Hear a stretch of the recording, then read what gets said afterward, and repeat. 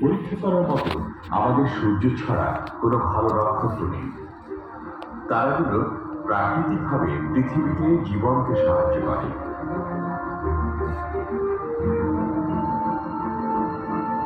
পৃথিবীর অনেক দূরে সূর্যের কক্ষপথে 3টি উপগ্রহ থেকে ছবিগুলো নেওয়া হয়েছে।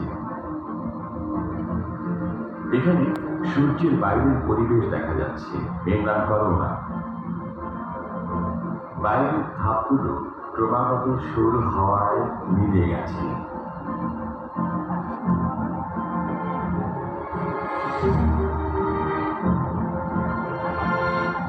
পৃথিবীর চারপাশে কক্ষপথে দেশগুলো দেখেছি, ওরা উপগ্রহের পথ দেখায়।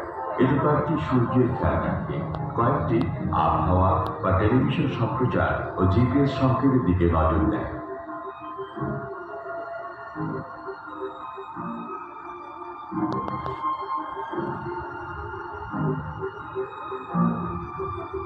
সূর্যের এই প্রজাগুলো থেকে নক্ষত্রকে একটি গ্যাসের বড় বল বলে মনে হয়।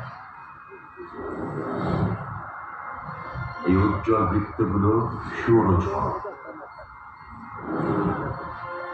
এগুলোর নিচে রয়েছে অন্ধকার ও শীতল স্থান, যার নাম সূর্যের দ্বার।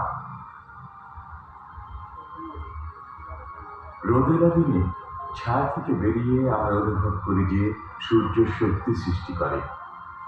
কিন্তু কিভাবে এই শক্তি তৈরি হয় দেখা যায়।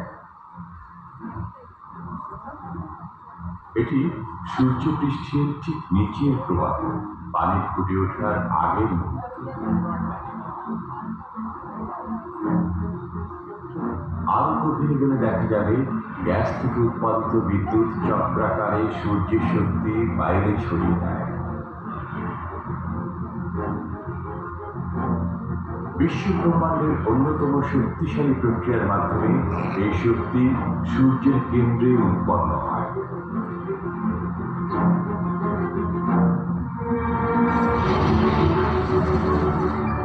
এখানে হাইড্রোজেন পরমাণুগুলো ধ্বংস হয়ে হিলিয়াম উৎপন্ন হয় এবং প্রচুর পরিমাণে শক্তি নির্গত হয়। এটি এক ধরনের মিশ্রণ, এজন্য নক্ষত্র উজ্জ্বল দেখায়।